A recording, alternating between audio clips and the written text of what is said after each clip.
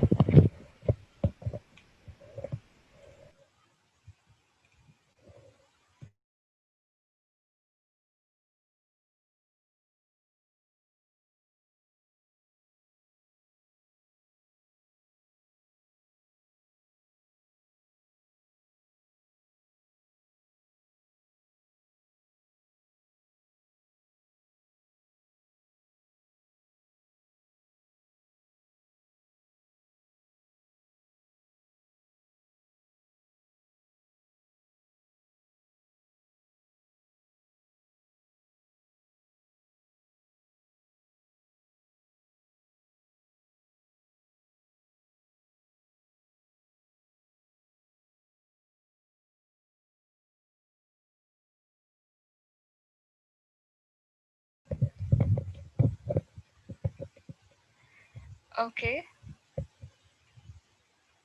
Okay.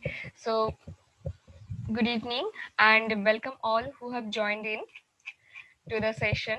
Let's talk basics of eye donation, what one must know. Brought to you by Indian Medical Association, Medical Students Association, Aligarh, Uttar Pradesh, and digitally brought to you by ClearNet. So here, have a look at it.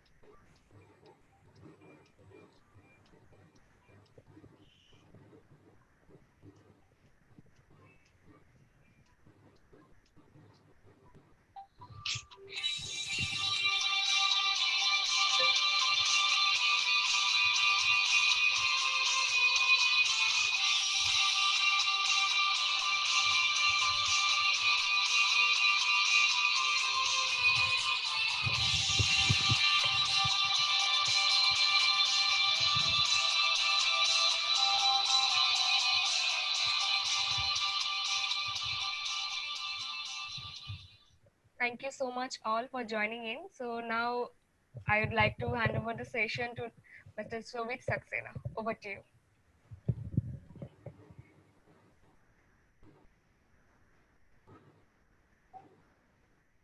I would like to interrupt Mr. Saxena. You are on mute. Please unmute from your end.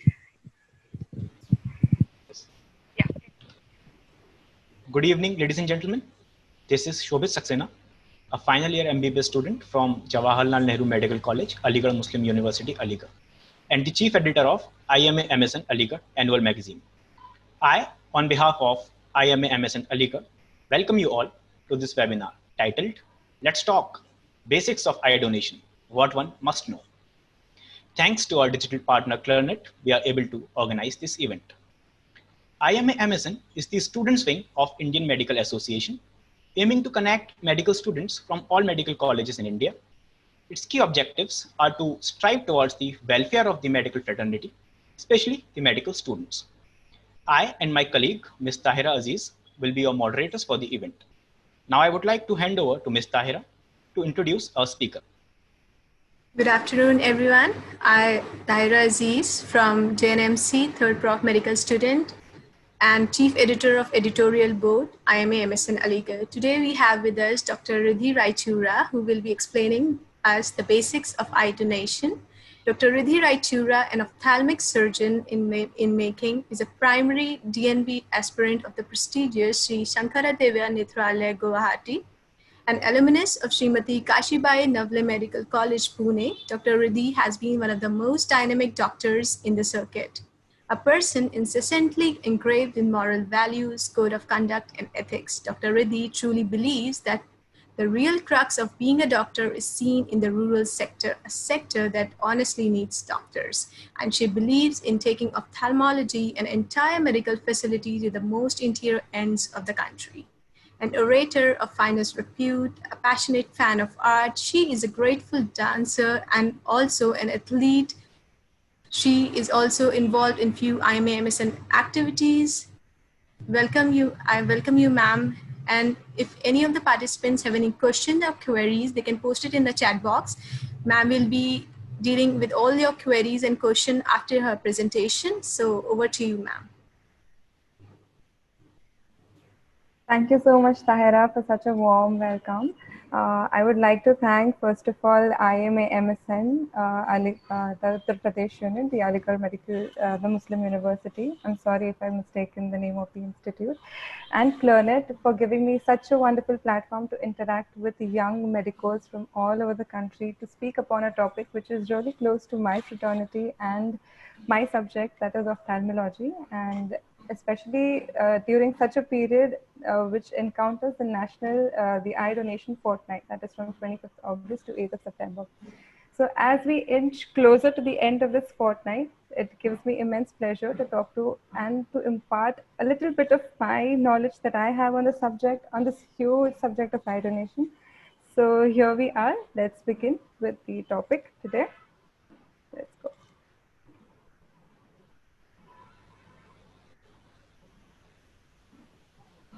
Are my slides visible?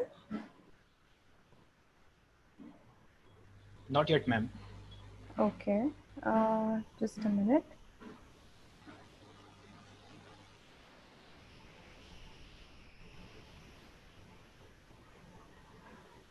Yeah, is it visible now? Okay, so we'll begin. So the topic for discussion today is eye donation, what one must know. So I do not have any financial interest or disclosure with this presentation of mine. So it is a very important week for ophthalmologists and especially all the recipients of the corneal transplant in this week, because this week stands the National Eye Donation Fortnight, which ranges from August of 25th to September 8th. Why are eyes so precious? As we all know that we cannot imagine a life in total darkness. Like, just close your eyes for a moment and just imagine yourself in a place of a blindfolded person. It will immediately give you an insight of what that person has to go through. For you, it must be just for a moment, but for them, it is their lifetime. It is not easy because eyes are the most important sensory organ that give us a window to the entire world that is present all around us. Imagine having no light in your life. So that brings us to this topic of discussion of eye donation. As we all know, the current scenario of blindness is a global health concern, with 90% of visually impaired residing in the developing world. And according to the World Health Organization, WHO, 80% of this blindness is either preventable or treatable. And since we've all studied it through our undergrad years as well, we all know that the most common cause of preventable blindness is cataract, followed by which is glaucoma, and corneal blindness constitutes a 5% of cases globally. So in India, these numbers are expected to rise from 6.8 million to 10 million by 2020. So as we all know, officially 2020 is a really sad year. So here we come on discussing about eye donation in bringing a little light in the lives of those whose life is filled with total darkness. So in most cases, loss of sight can be corrected through eye donation. After the death of a person, various organs can be donated and can be surgically transplanted to the patients who need them. And one such organ is eyes. By donating eyes after death, a corneal blind person can see again through a surgical procedure known as corneal transplantation, whereby the damaged cornea is replaced by a healthy cornea from the eye donor. So what is cornea? As we all know that cornea is the transparent watch glass shaped structure or vascular in nature which is present in front of the eye, which the transparency of which aids us in helping. It also helps us in viewing. It makes our visual axis very clear. So if there is any clouding or any type of opacity present in front of that transparent structure, that leads to obstruction of rays of light falling, coming from the outside to the inside of the eye. So what are the causes of corneal blindness that we know? So they are broadly divided. This is just the tip of the iceberg. These are not the only causes of corneal blindness that we know. There are many, many causes beyond this. So just to enlighten you guys, or just to brief you about what are the causes of corneal blindness, we have divided them into infective causes, causes because congenital causes, traumatic causes, and causes due to nutritional deficiency. So corneal blindness can be because of viral, fungal, or bacterial infection, which could be an ulcerative corneal ulcer or infective corneal pathology, the keratitis, that is, and vitamin A deficiency. As we all know, this is the most common cause of childhood blindness in our country, congenital diseases, and eye trauma. So in these conditions, the patient will need a recipient, a donor cornea. Okay, so who all can donate eyes? So there is no restriction or no age bar or no age limit when it comes to donation of cornea. Anyone can donate cornea irrespective of their age, sex, blood group, or religion. In fact, this is the youngest donor present in our country has been a 32-hour-old baby, an infant, a neonate who has donated their cornea. And there is a list of people who cannot donate a cornea. Okay, so this list includes all the deceased or the cadaveric donations who have actually suffered from hepatitis, AIDS, encephalitis, rabies, or septicemia at the time of donation, or presence of any carcinogenic foci, that is retinoblastoma, leukemia, or lymphoma. So these are the contraindications. Like from these patients, we do not take the corneal tissue. So how do we go about when it comes to eye donation? So eyes need to be removed within 6 hours after death, and so it is important to get in touch with the nearest eye bank. It is important to keep the eyes of the deceased closed and covered with moist cotton to prevent the dryness of the cornea. To switch off the ceiling fan, if any, which is directly present over the deceased person. If possible, apply the antibiotic eye drop periodically in the deceased eyes to reduce the chances of any infection. And it is essential to raise the head end of the deceased by about 6 inches, if possible, to reduce the chances of bleeding at the time of removal. How do we retrieve the tissue? So when it comes to eye donation, we generally take the corneal button, that is the transparent cornea from the patient, from the deceased. We also take the entire globe of the patient, of the deceased. So in 2 forms we get, okay. So one is the corneal scleral rim accession, and second is the enucleation, the whole globe we take. So the retrieval procedure should be documented in detail in each eye bank in their standard operative procedure manual. So now I will in brief tell you how do we proceed with the process of eye donation. Like how, as a resident, I go and collect the corneal button or enucleate the eye from the donor. So before we do begin with the procedure, first of all, it is important for us to identify the time of death, the cause of death.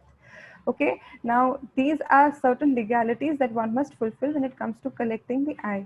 And it is essential, it is very, very important to know that a living person cannot donate their eyes. So it is essential that the person has to be deceased. The donor has to be a deceased person from whom we are collecting the eye specimen. So after identification of the person, after knowing the time since death, the cause of death, and after getting all the legalities fulfilled, we clean and drape the portion of the eye, like the adnexa of the eye is clean. In the first picture that here we see is we take the cotton swab and betadine and we clean the adnexa of the eye. Okay, so first we clean the lids, the lashes, and then we apply a drape on the eye. The second picture that is shown immediately after that. So after application of the drape, we apply a wire speculum which separates the lid, which gives us the surgical field from where our tissue has to be taken off. In the third picture that you see, there is the conjunctival tissue is lifted up. Okay, so what we do is with a 2 to forceps in one hand and a corneal scleral scissor in the other, we start performing peritomy. That is, we start taking out the conjunctival tissue. The process of removing the conjunctival tissue from the cornea that we want, from the surrounding cornea, is known as peritomy. So that peritomy is performed 360 degree, that is completely around the cornea. So once that conjunctival tissue is taken out, we are left with is the cornea and the sclera. Okay, so then we make a side incision at the corneoscleral junction, that is at the limbus, and with our corneoscleral scissor, we start taking, we go about and take a button from, a button, that means the entire portion of the cornea is taken off slowly around the entire circumference. Okay, so can you see in the picture a full thickness incision around the corneal limbus is made with a scalpel blade and the button is removed.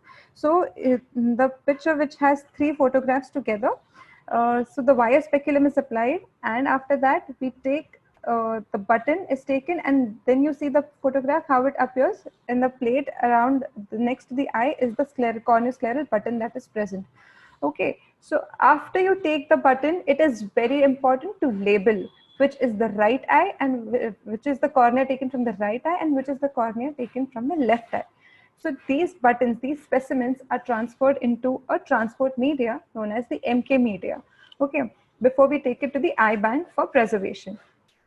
Now, once you have taken out the corneal button and you have transferred into the corneal the transport media, that is the MK media, you have to remove the via speculum. Okay, but before you remove the via speculum, you place a conformer. A conformer is an ocular implant which maintains a normal contour of the eye, and the lids are approximated back, and you give a suture to the lid.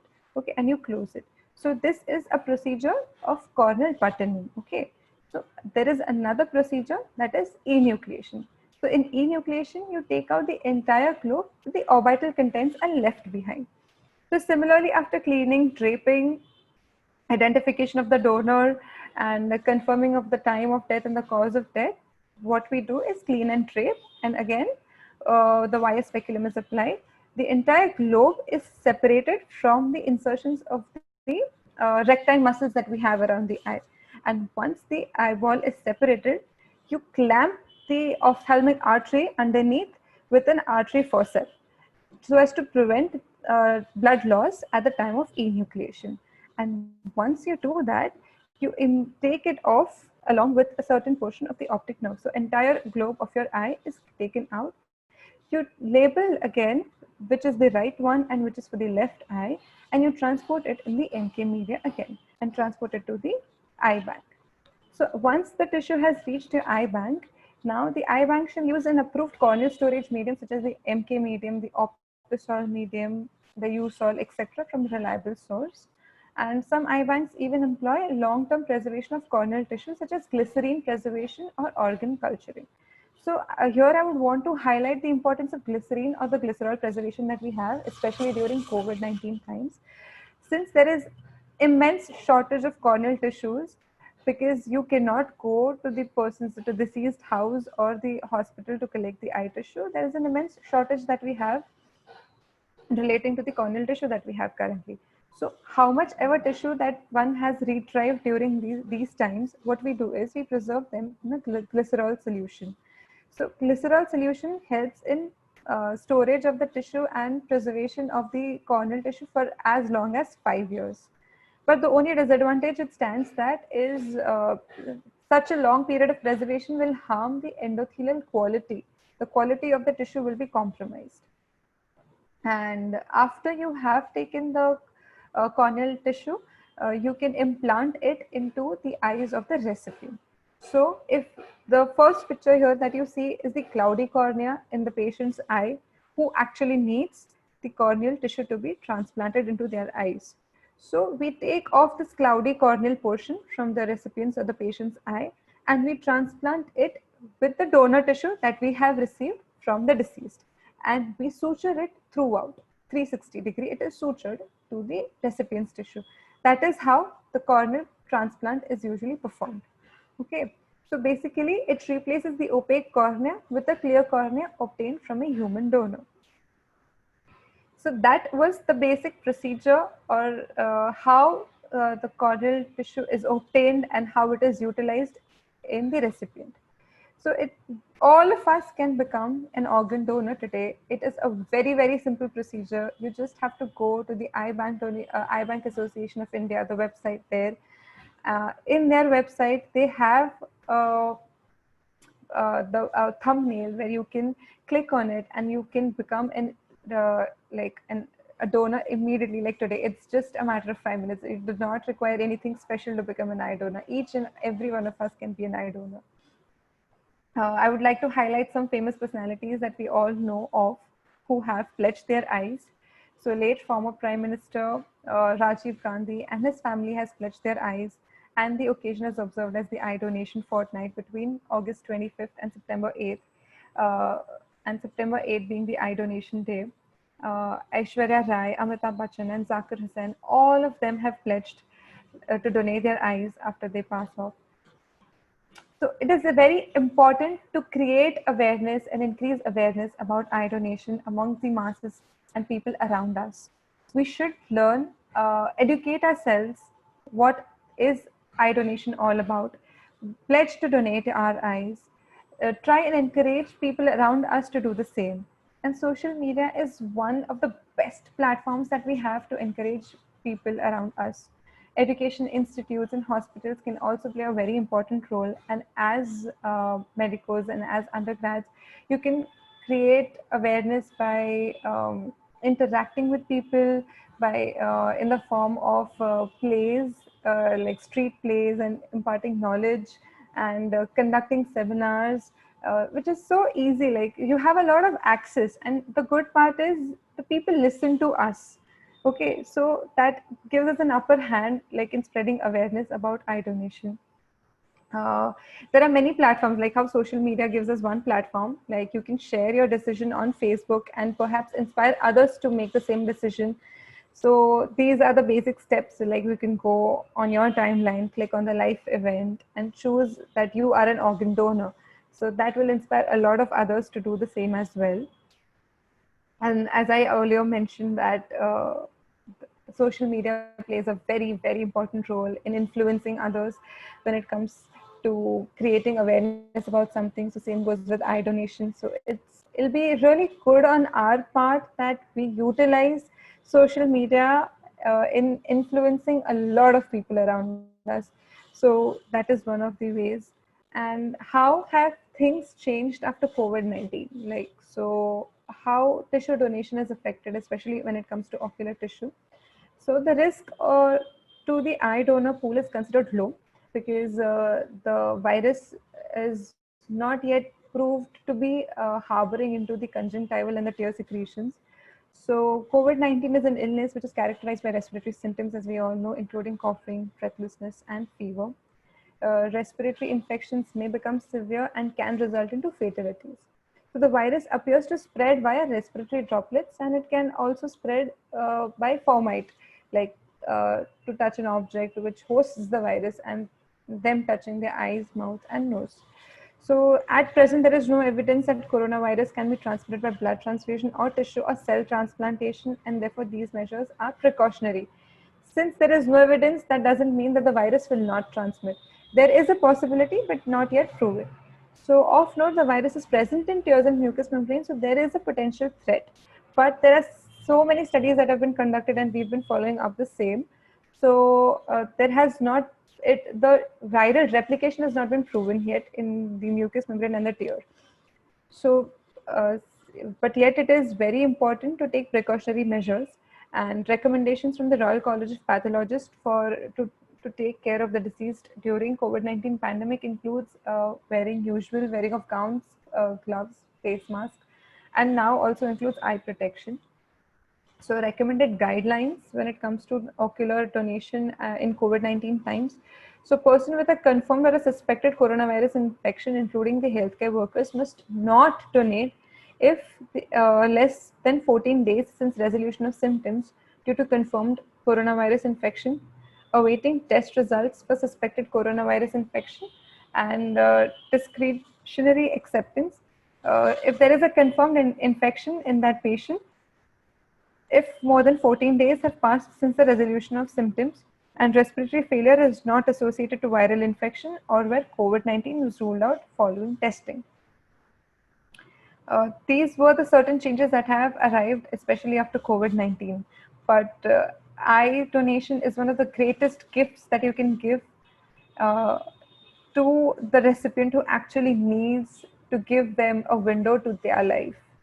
So let's make a difference. It's on us now. Like, we can inspire people, we can influence them, we can make them aware, and we can tell them the importance of eye donation. Because if you can read this Nellon's chart, I think it is important for all of us to take the pledge for the same. So thank you for giving me this wonderful opportunity to interact with all of you all. It was my pleasure doing the same, and I would like to especially thank the Indian Medical Association, the Medical Student Association, Aligarh, Uttar Pradesh, CLEARNET, my parent institute, Dr. Sri Shankar Dev Nethralaya, Indian Journal of Ophthalmology, from where I've gotten all the stats, and the Eye Bank Association of India. Thank you, ma'am. It was a wonderful presentation. Now let us move forward to the Q&A round. We have got a number of questions from our participants.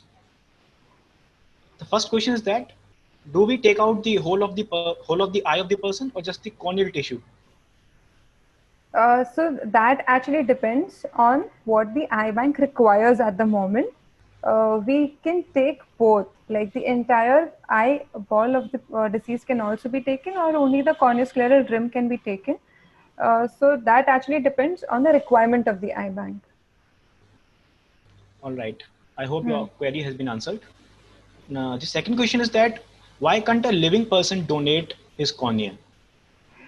Why can't? You can answer that question yourself, right? I mean, you need your own cornea as well to utilize it for your purpose. It is not easy to live without your cornea. That is all what I would say when it comes to this question.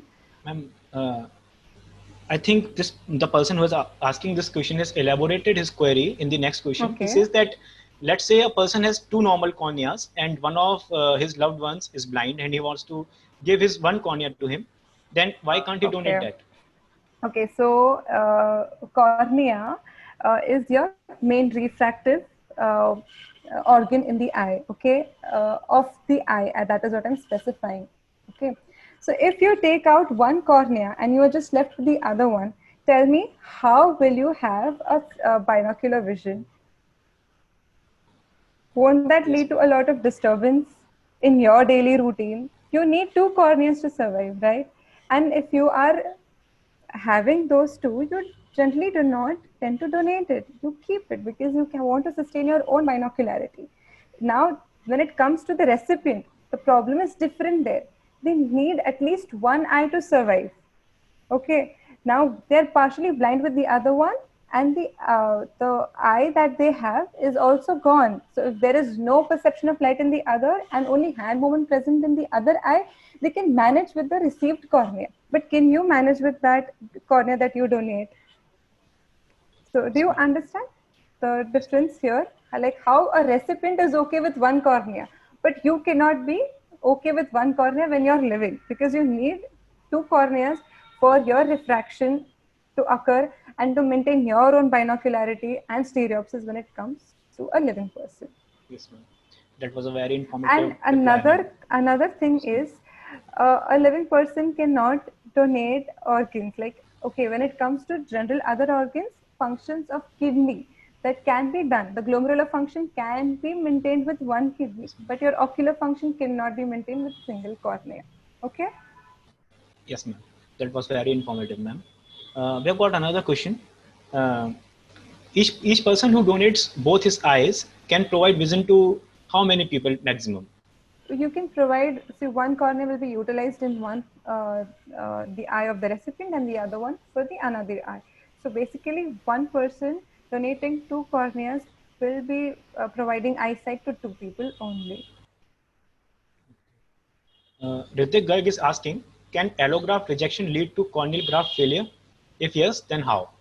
Yes, there are a lot of cases that we have encountered when it comes to graft failure and graft rejection. Because again, if you go to see a cornea, when you receive it from a donor tissue, is still a foreign body coming into your eye. So the acceptance rate is not poor, I would say, but there are a lot of chances of failure when it comes to acceptance of the foreign body tissue into the recipient's cornea. There can be a lot of rejection, like there can be inflammation, patient can have a lot of pain and a lot of reaction that can happen to their eye. So the chances of rejection are less, but there are, I would not deny. Yes, ma'am. We have got another query. Why do we need to think about blood loss in a dead person? Blood loss in a dead person, because it is alarming for the relatives, and also it is essential to have minimum blood loss in your own surgical field. And one important thing that I forgot to mention is after you have collected the corneal specimen from the deceased, we generally take around 5 to 10 ml of blood from either of the veins that we have, superficial veins that we have, so as to do the serological testing. Serological testing is always done to rule out any active infection in the donor's body, so to minimize the chances of wastage of the corneal tissue. All right, ma'am. I'll hand over to Miss Tahira for the next questions. I have more questions coming up for you. Harsh Gupta, he is asking, should the blood group of the donor and the recipient be matched before the transplant? No, that is not essential when it comes to corneal transplantation. Okay. And Bhumi is asking why cornea are labeled as right and left after we take them out. So it is essential to label which is the right and the left from the deceased. That is a part of the protocol and standard operating procedure that we do. Otherwise, if you go to see, there are no major changes in property. You can implant either of them to either of the eye, but we generally follow a standard SOP and we label the cornea after taking them out as the one for the right. So this matters when it comes to enucleation, but again, not so much, because we generally, after enucleating the eyeball from the deceased or the donor, we take off the ocular contents. Like from that also the corneal button is separated and the scleral tissue is separated. So the scleral tissue can be utilized in other implants when it comes to giving ocular implants to the patient. So as a protocol, as an SOP, we follow labeling the eye from which eye the specimen has been taken. And also that helps us in comparing the endothelial cell count in either of the eye. So that is the only purpose that we do when it comes to labeling. Charlene wants to ask, can you elaborate on preservation of corneas once taken out, like number of days preservation possible? Yeah, so storage of corneal tissue, it can be either an hypothermic storage or an organ culture. So generally hypothermic storage is done at 2 to 6 degrees Celsius and the organ culture is done at 31 to 37 degrees Celsius. So two methods of storage that we have is, one is the hypothermic, that is at a lower temperature, and the organ culture, that is at a warmer temperature. Okay, so now what is the advantage of hypothermics? What is the advantage of hypothermic storage? Hypothermic storage is very inexpensive and you only require a refrigerator. Okay, now organ culture will require a lot of secondaries associated with it, a proper culture media and other preservatives required in that culture media. So organ culture becomes expensive that way. And hypothermic storage, the medium that we use is the MK medium, and storage time is usually 7 to 10 days. But when it comes to your organ culture, you can there is a greater flexibility in storage and it lasts between 4 to 5 weeks. So this is in brief about corneal tissue preservation. Okay, ma'am.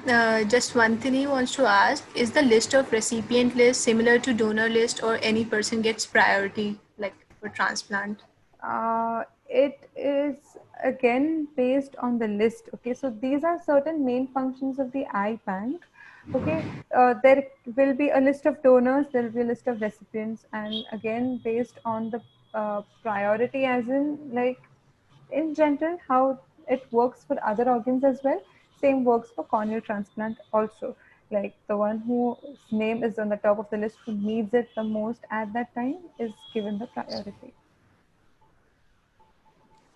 So Bhishma wants to ask, like keratoprosthetic are also available, and are they insufficient or costly? If they are efficiently well, then why we are not promoting them? So it's not about us not promoting them. So keratoprosthesis is a surgical procedure where the severely damaged cornea is replaced with an artificial cornea.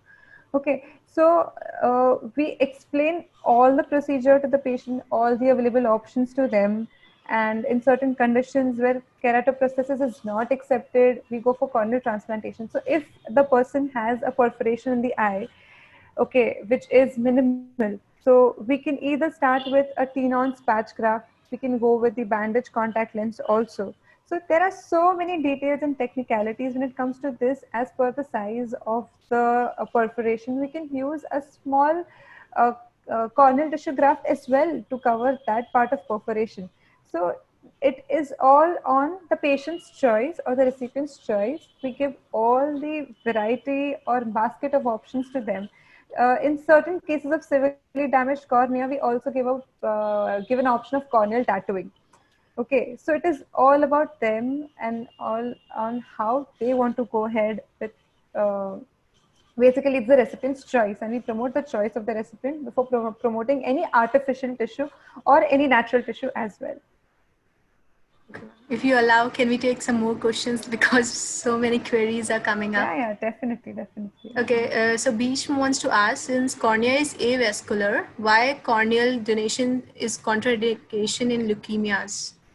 So contraindication, we all know that the cornea is avascular, but there have been a lot of incidences of rejection of the corneal tissue in leukemic patients. So that is one of the reasons that we have come across in contraindicating patients of leukemia when it comes to the list of patients who cannot donate. But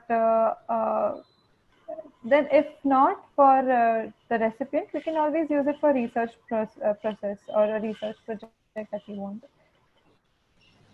One query is, what about the technological advancement in corneal component surgery? Like he's asking, he has read that one cornea helps 5 persons from one cornea. Okay, so that is very variable.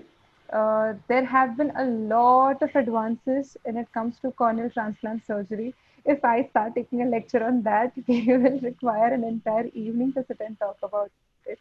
So what we do is we have lamellar surgery. Now, what do you mean by lamellar is uh, from the 5 layers of cornea that we have, we take out individual layer by layer. So even that can be transplanted into the recipient's eye. So if we do that, but it all depends. So now when he's asking, I'm sorry, who has asked me the question? Like it's an anonymous question. Okay. So if not essential that one person can donate to 5 people. Now that number also varies on the endothelial cell count, the last layer of the cornea. If your endothelium is compromised and if the endothelial cell count is less, so that one cornea that we have received will not even be sufficient or helpful to one person that we are actually even trying to reach out. So it is all based on how you preserve your cornea, how you take out the cornea at the time of taking the corneal scleral rim excision. So there are multiple factors that are associated on how one cornea can be utilized either for none or for probably 5 people that he has read. And as I earlier mentioned also that it depends on the size of the perforation or on the size of the corneal tear that you have, the amount of cornea can be utilized depending on that as well. So there are a lot of factors that come in play when it comes to corneal donation, not just taking out the cornea from the donor and giving it to the recipient. If your cornea is not at all healthy, it will not even help one person that actually needs it. Sure, ma'am. We have got a question that who regulates the charges of the corneal transplantation? I'm sorry, I am really not aware of that aspect because that is dealt with the eye bank. So when it comes to charges, these are all legalities, and I may not be able to solve this query, but definitely I would like to read upon it and get back. You all can write your email ID here, and I can go back and read about it and let you guys know about the same, because these are a little legal procedures. So if I am well read off about them, only then I can answer your query. Yes, So ma'am. I shall go back, read, and let you know about the same if that is all right. And I'm sorry I could not answer that question of the. It's all right, ma'am. Uh, there is a query that what is the maximum time up to which corneal tissue can be protected without any damage? So it varies, as I already mentioned, on the method of your storage. So how you store. And there are two methods. One is the hypothermic method and the other is the organ tissue method. So in hypothermic, you can preserve the cornea for as long as 7 to 10 days. And in the organ culture method, you can preserve it for 4 to 5 weeks. Now, especially during COVID-19 times, we need, since there is immense shortage of the corneal tissue, we want to preserve the tissue that we have for as long as we can. So we have come up with glycerol solutions that help us in preserving the cornea for as long as 5 years. But again, when it comes to such a prolonged duration for corneal preservation, the only impact it has is on the corneal endothelial cell density, because that is compromised, and it leads to a lot of failure if your cell density is less. So there are some glitches and some disadvantages also, but as long as 5 years, that is what I have come across an article in the Indian Journal of Ophthalmology that says that you can preserve up as long as 5 years using glycerol, especially in these times. I hope your query is resolved. We have a query that why is the reason some people with certain diseases cannot donate? Because cornea is avascular, then why should we worry about septicemia or encephalitis? Because as these conditions, okay, now cornea is avascular, but that does not mean. So I have a rhetorical question to ask. So why does graft failure occur? Okay, in spite of person not having the disease, there are chances of graft failure too. So when you see if a person is having an active septicemic foci or an infective foci in their body, that leads to a higher incidence of graft failure or the transplant failure. So that is our main purpose, to avoid and like graft failure. Like we always focus on that we should have minimum graft failure when it comes to corneal transplant recipients. So that is our main motive, to avoid the rejection rates, and hence we focus on having and apart from that, like there is still a chance that we take the corneoscleral rim. Okay, so a certain amount of mucus tissue also comes. Okay, not necessarily always, but some amount does come.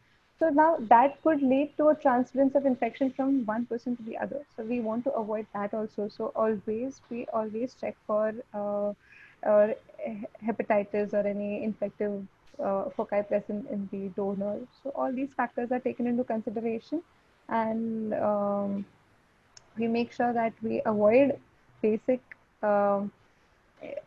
collection of the tissue from an infective donor, and so as to avoid our graft failure who has to receive the corneal tissue. Ajay Nevar is asking whether patients with diseases related to eye can donate eye to another person. Yeah, even if you have cataract, you can donate, because what we are taking off is the corneal tissue. So I have gone on many eye donation, to many deceased people's house and to many donors' house, where on taking off the corneal button, I realized that the patient had cataract. So that does not have any problem when it comes to taking off the cornea. But when it comes to glaucoma, I will surely say, because the cornea can be edematous. So if the cornea is edematous, so that will lead to hampering the quality of the corneal tissue. So you can, that is not an issue. Even a pseudophakic person, the one who has undergone a cataract surgery, can also donate the eye. So that is not an issue. But again, retinoblastoma is a contraindication when it comes to organ like donation. We're having a lot of questions, but we are not able to take all of them due to the limitation of time. So we'll be having the last question of the evening. Karthik Vashne is asking, how long can one expect for a corneal transplant to last? For that question, I would really want to say that I have encountered a person who's given me graft failure on the second day of transplant itself. Okay, and there are certain environmental factors which also play a role. So I have encountered a patient who has received a corneal graft 6 years ago, and the patient had a history of trauma to that eye. And today there was a perforation that I saw on the graft tissue. So there are so many environmental factors that come across, and the maximum time and the minimum time is really variable. There is no certain demarcation of time that we have come across. And since you are permanently transferring one tissue from a deceased to the recipient, so you have to take lifelong care of the tissue that you are receiving.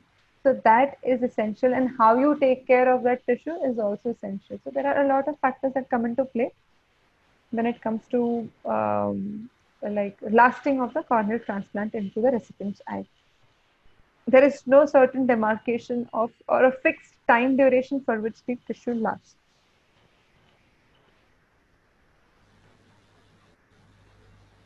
So this was all from the question and answer round. Now I would like to invite Tahira Aziz for the further proceedings. Thank you, ma'am. It was really an enlightening and wonderful session, and we all really look forward to such wonderful sessions in future too. And due to time constraint, we couldn't take up all the questions, and really sorry for that to all the attendees.